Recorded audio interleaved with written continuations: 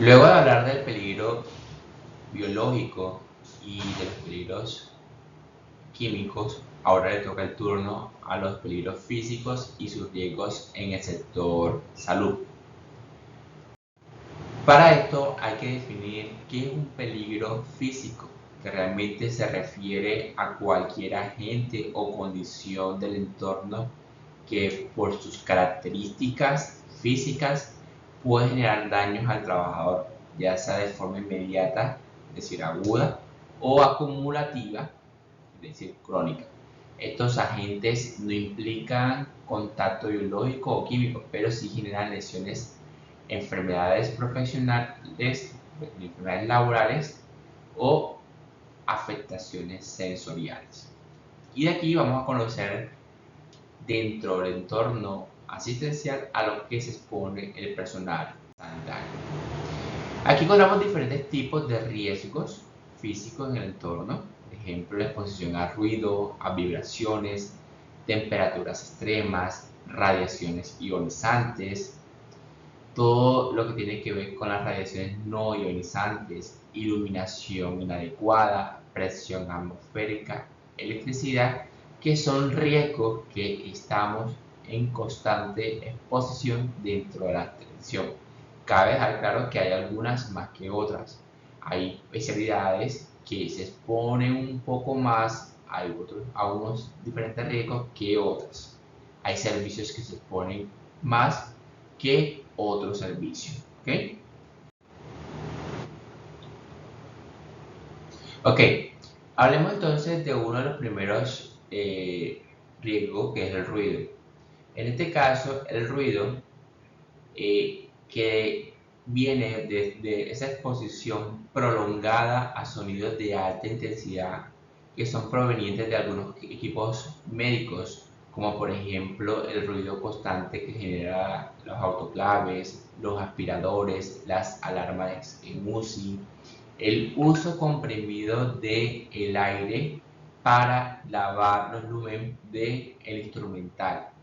Esos son causantes porque son sonidos de alta intensidad que provienen directamente de estos equipos, que pueden generar en el trabajador una hipoacusia, estrés, alteraciones del sueño, irritabilidad por la alta exposición que se tiene.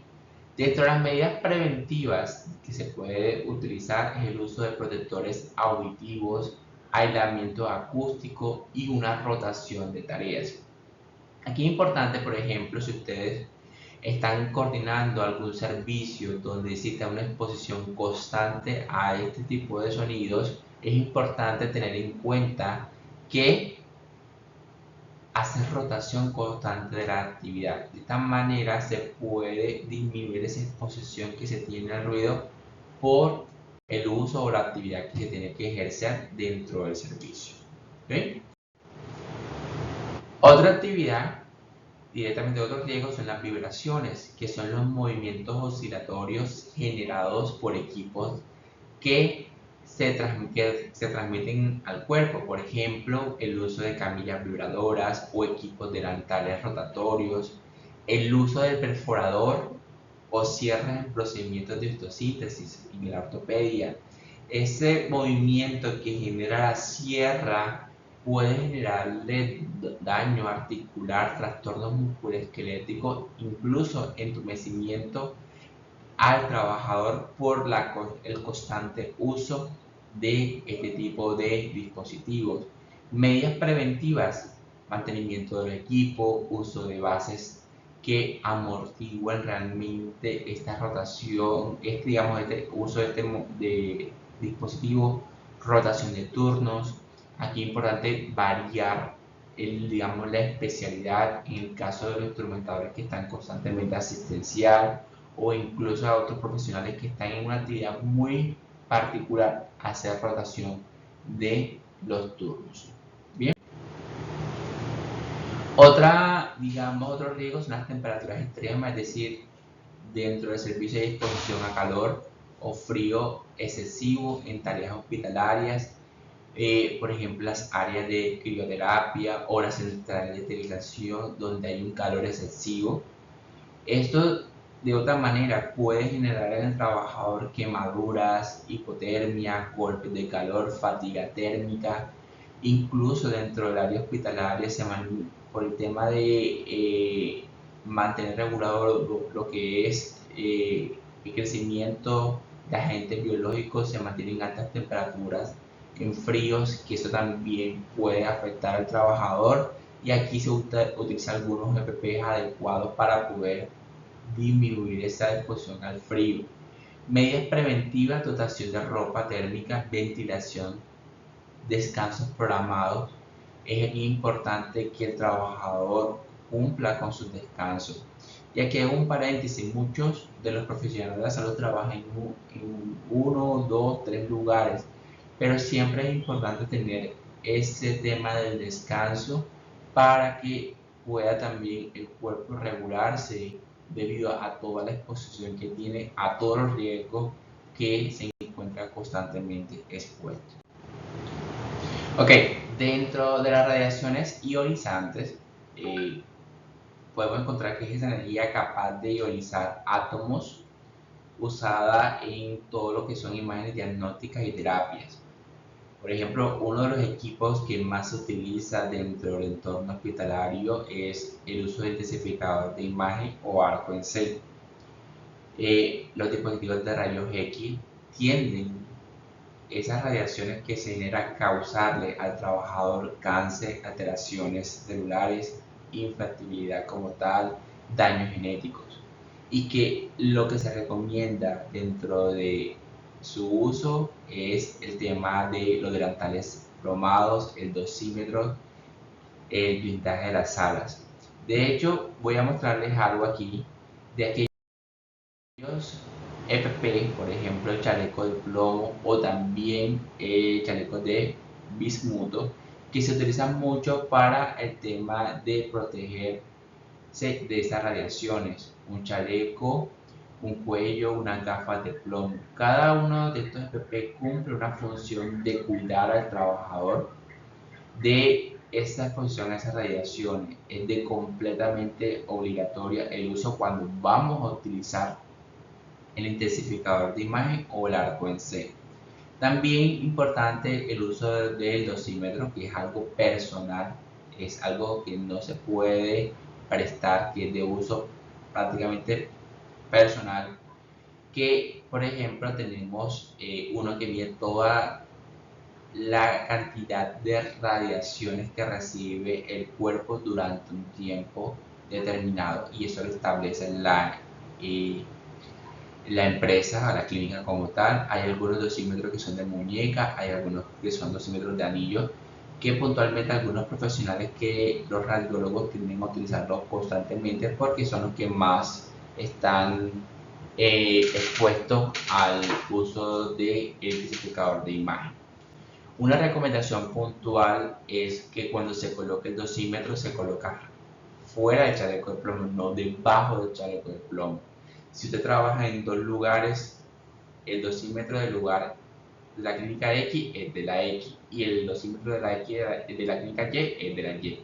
No podemos estar cruzando el dosímetro porque la empresa lo que busca es conocer esa cantidad de radiaciones que recibe durante un tiempo determinado.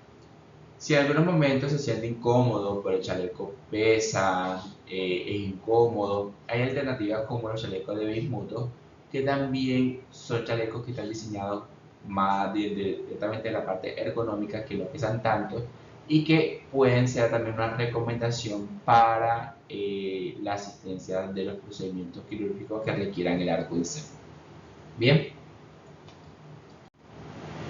Algunas otras recomendaciones o medidas preventivas que se tienen que tener en cuenta es que al momento de utilizar el intensificador de imagen, siempre por favor de utilizar el detector de láser que tiene para señalizar puntualmente, alejarse un poco directamente de donde se emite las radiaciones, por ejemplo, ubicarse directamente en el tubo de rayos X, que ahí protege un poco y no te llevas, no te irradias todo directamente al momento de percibir de interactuar con el intensificador de imagen.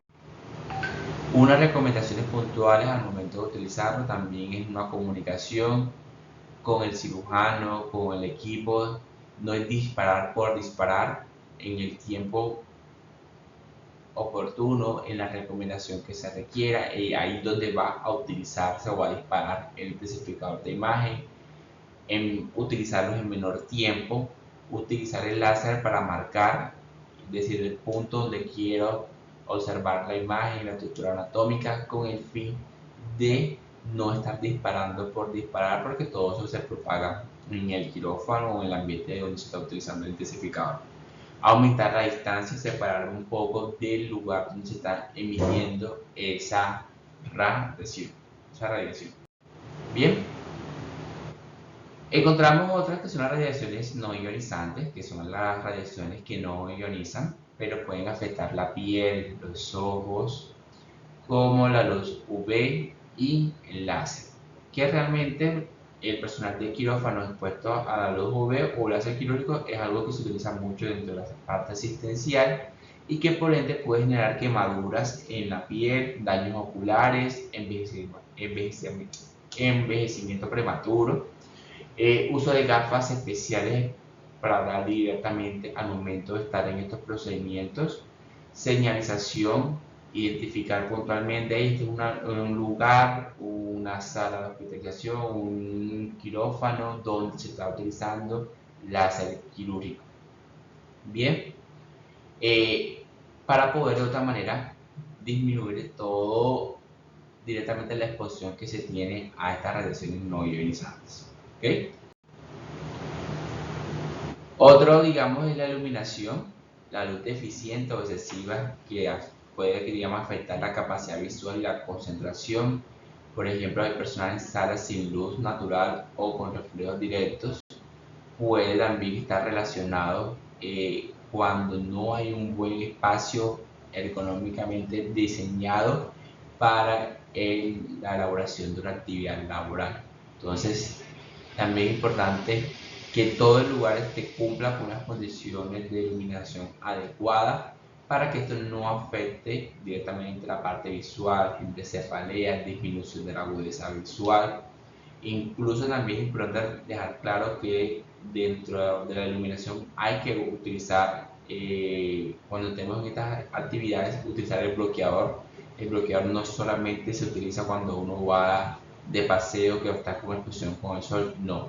En este tipo de escenarios, sobre todo cuando se utiliza la lámpara cielítica, hay que estar ahí constantemente con bloqueador, porque uno está muy pegado a la lámpara cielítica y esto también puede afectar a la piel de las personas que se encuentran en el quirófano.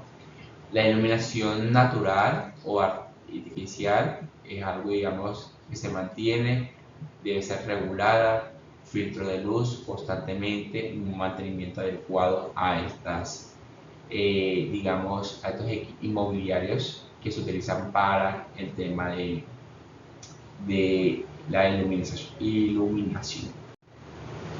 Bien, encontramos también el tema de la presión atmosférica, quiere decir cambios en la presión ambiental que afectan al organismo humano, que por ejemplo quiero causar el uso de cámaras hiperbáricas en terapias de oxígenos, puede generar daños como barotrauma, mareo, alteraciones en oído y respiración, puede también estar relacionado con, dentro de las medidas preventivas, con los protocolos de acceso de evaluación médica periódica, para saber qué es lo que está expuesto el trabajador durante las actividades que ejecuta en X funciones. Bien, el tema de la electricidad, que es el contacto con corriente eléctrica por instalaciones o equipos en mal estado. Es importante tener en cuenta que las tomas corrientes que están húmedas en quirófanos sin protección son una fuente que puede generarle un contacto directo al trabajador que le puede causar un paro cardíaco, quemaduras internas o externas, contracturas musculares, y que lo importante entre las medidas preventivas es un manejo adecuado de todo el tema de cableado, una revisión, un mantenimiento preventivo y correctivo, uso de guantes dieléctricos como tal, señalización de aquellos puntos donde se utiliza la electricidad con el fin de que el trabajador los conozca, los identifique y no manipule de manera incorrecta o ejerza actividades que puedan colocar en riesgo su seguridad al momento de ejecutar su actividad laboral.